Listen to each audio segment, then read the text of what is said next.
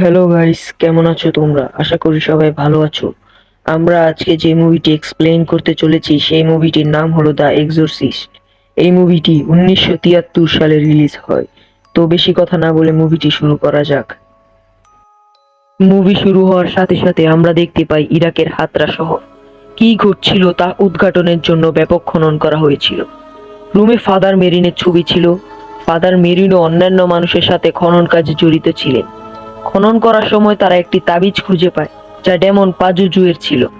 পাজুজু একটি শক্তিশালী রাক্ষস ছিল, যে গ্রীষ্মে গরম এবং শুষ্কতা নিয়ে আসে এবং বৃষ্টির দিনে পঙ্গপালের ঝাঁক নিয়ে আসে।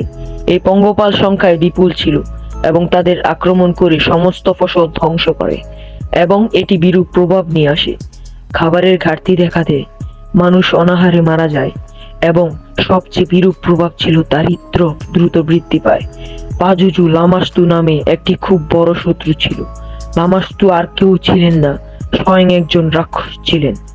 লামাস্তু যা খারাপ করে তা হলো সে মা ও তার সন্তানদের ক্ষতি করে।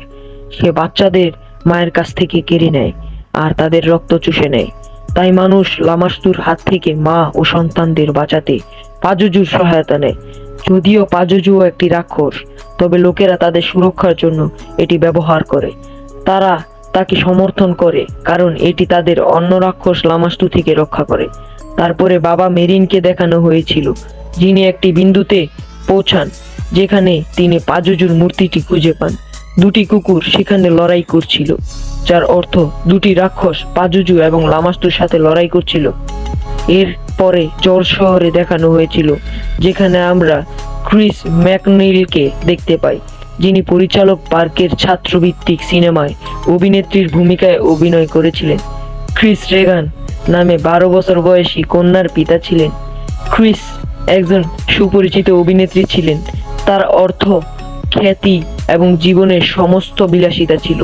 পরের দৃশ্যে মা মেয়ে দুজনকেই একসঙ্গে দেখানো হয়েছে। ক্রিস তার মেয়ের খেলনার মধ্যে একটি ওউজা বোর্ড খুঁজে পান এবং বোর্ড সম্পর্কে মেয়েকে জিজ্ঞাসা করেন। সে উত্তর দেয়, আমি প্রায় এই বোর্ডের সাথে খেলি। তিনি বললেন, এই খেলা একা খেলা যাবে না। সে উত্তর দেয়, আমি একা এই গেমটি খেলি না, আসলে ক্যাপ্টেন হাউডিও আমার সাথে খেলে। ক্রিস তাকে একসাথে খেলতে বলে এবং বলে যে আপনি আমাকে বলবেন কিভাবে এটি খেলতে হয়। যখন সে খেলার চেষ্টা করে তখন বোর্ড নিজেই সরে যায়। সে এটাকে মজা বলে মনে করে আর মেয়েকে মজা করে বলে, আমি মনে করি আপনি আমার সাথে ইউজা বোর্ড খেলতে চান না। তার মেয়ে উত্তর দেয় যে আমি না, কিন্তু ক্যাপ্টেন হাউডি চান যে আপনি খেলবেন না। ক্রিস তাকে গুরুত্ব সহকারে নেয় না এবং মজা নেয়।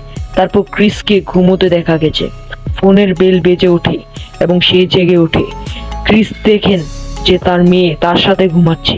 সে জিজ্ঞেস করে, তুমি এখানে ঘুমাচ্ছ কেন? তার মেয়ে উত্তর দেয় যে আমার বিছানা কাঁপছিল, তাই ঘুমাতে অসুবিধা হচ্ছিল। ক্রিস এটিকে গুরুত্ব দেয় না এবং ঘর থেকে বেরিয়ে যায়। ক্রিস লফট রুম থেকে কিছু কণ্ঠস্বর শুনতে পায়, যা সে আগেও শুনছিল। সে উপরের তলায় চলে যায়, কিন্তু সেখানে কিছুই খুঁজে পাননি।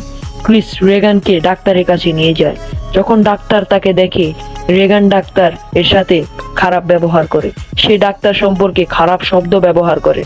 ডাক্তার ক্রিসকে বলেন যে তার মেয়ের স্নায়ু সমস্যা আছে, সেজন্যই তার স্বর জোরে।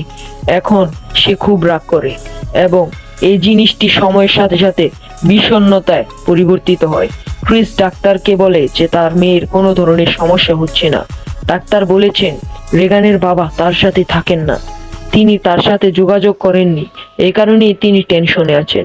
এরপরে ফাদার কার্রাসকে দেখানো হয়েছিল, যার মা তার ভাইদের দ্বারা একটি মানসিক প্রতিষ্ঠানে প্রতিশ্রুতবদ্ধ ছিল, আর এই নিয়ে তার মার সাথে খুব বিরক্ত হয়। তার মা ছিলেন একজন বৃদ্ধা মহিলা, যার পায়ে ভাঙা ছিল, যিনি ডাক্তারকে তার চিকিৎসা করতে দেননি, আর সে কারণেই তাকে এখানে ভর্তি করা হয়েছে। ফাদার কার্রাস তাকে একটি বড় হাসপাতালে স্থানান্তর করতে চেয়েছিলেন, কিন্তু তিনি এই সব বহন করতে পারেননি। তারপর তার মা মারা যায়। তার খুব মন খারাপ হয়ে যায়। ক্রিস তার বাড়িতে একটি পার্টির আয়োজন করে, যে তার মেয়ে সেখানে উপস্থিত হয়। তিনি একজন অতিথিকে সম্বোধন করেন এবং বলেন তার বাবা এই বাড়ির উপরের অংশে থাকেন।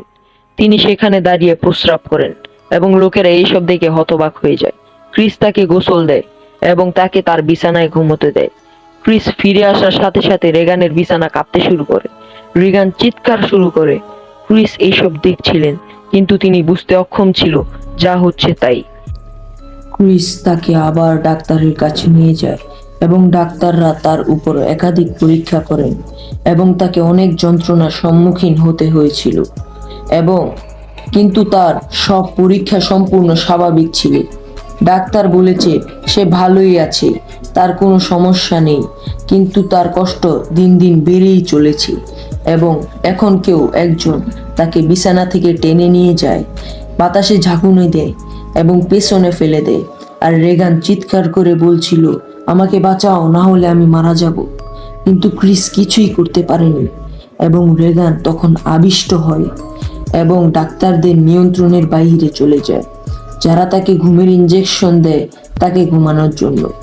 যখন ক্রিস ডাক্তার থেকে ফিরে আসে, সে জানে তার পরিচালক ছাদ থেকে পড়ে মারা গেছে এবং বার্ক রেগানের সাথে ছিলেন যাতে তিনি একা না হন। তখন রেগান বিশ্রী অবস্থায় সিঁড়ি থেকে পড়ে যাচ্ছিল আর তার মুখ দিয়ে রক্ত বের হচ্ছিল। ক্রিস ভয় পেয়ে যায়। এখন ডাক্তার এবং মনোরোগ বিশেষজ্ঞ তার সমস্যা বুঝতে অক্ষম ছিল, যেহেতু তারা তার উপর অনেক পরীক্ষা করেছে যাতে কোনো রোগ বপন করেনি। সব পরীক্ষাই স্বাভাবিক ছিল। সবাই ক্রিসকে জাদুকরের কাছে যেতে পরামর্শ দেয় এবং তাদের কাছ থেকে রেগানের চিকিৎসা করান। তাদের আমরা দেখি উইলিয়াম রেগানের সাথে দেখা করতে আসে, যিনি বার্কের মামলা পরিচালনা করছিলেন। তারা সেই রাতের ক্রিসকে জিজ্ঞাসা করেন। তিনি আরও বলেন, বার্কের মৃত্যুতে অনেক অদ্ভুত ঘটনা ঘটেছে। সে সব সত্যি বলে যে তার ঘাড় পেছনের দিকে ঘুরিয়ে দেওয়া হয়েছিল। এটা বোঝাচ্ছিল যে তাকে কোনো ভূত দ্বারা হত্যা করা হয়েছিল। উইলিয়াম চলে গেলে রেগানের ঘর থেকে চিৎকারের আওয়াজ ভেসে আসছিল। যখন ক্রিস সেখানে পৌঁছায়, তখন সে হতবাক হয়ে যায় যে তার মেয়ে নিজেকে আহত করেছে এবং সে ক্রমাগত নিজেকে আহত করছিল। ক্রিসকে বাধা দিলে তারা আক্রমণ করে এবং তারপর তাদের চাকররা সেখানে পৌঁছায় এবং দরজা নিজেই বন্ধ হয়ে যায়।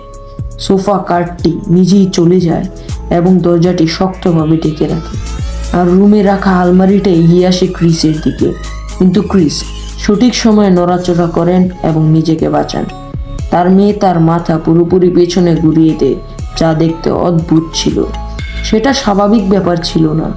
রেগান বুকের কণ্ঠে কথা বলে বলে, দেখ তোর মেয়ে আমার সাথে যা করেছে। ক্রিস যখন শুনে যে সে বুঝতে পারে যে বার্ককে একই রাক্ষস দ্বারা হত্যা করা হয়েছিল এবং রেগান রাক্ষস দ্বারা আবিষ্ট হয় এবং এই বাস্তবতা সংক্রমিত ছিল। রেগান রাক্ষস দ্বারা আবিষ্ট ছিল। ক্রিস যখন বাস্তবতা খুঁজে পায়, তখন সে বাবা কার্রাসের সাথে দেখা করে এবং তাকে তার মেয়েকে এক্সোরসিস্ট করার জন্য অনুরোধ করে। ফাদার কার্রাস প্রথমে অস্বীকার করেন, তারপর তার পীড়াপিড়িতে রাজি হন। বাবা কার্রাস যখন রেগানের কাছে আসেন, সেই রাক্ষস তার উপর অত্যন্ত সন্তুষ্ট ছিল এবং রেগানের রাক্ষস তাকে কার্রাস মায়ের মৃত্যুতে বিরক্ত করে।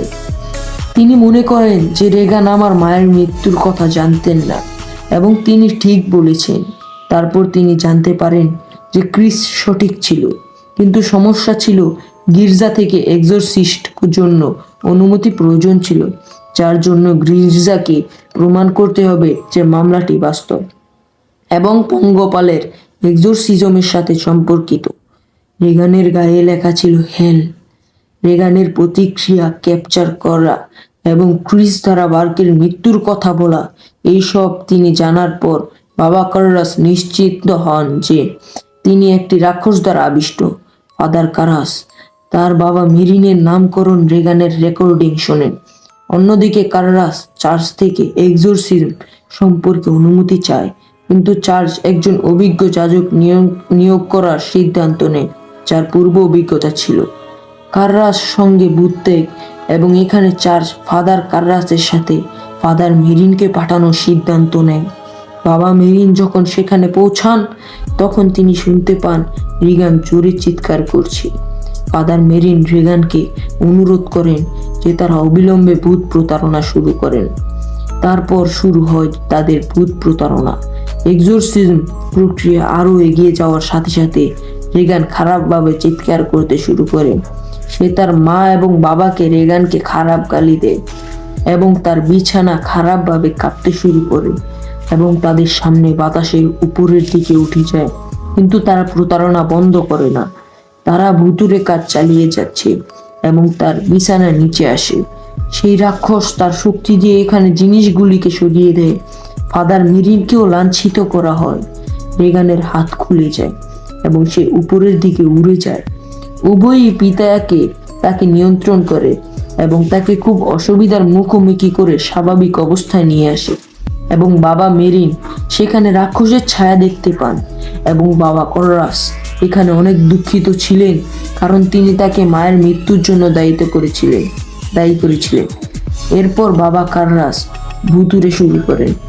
তার কাছে যেতে সে তার মায়ের কণ্ঠে কথা বলে এবং তিনি আবার তাদের মায়ের মৃত্যুর জন্য দায়ী করেন।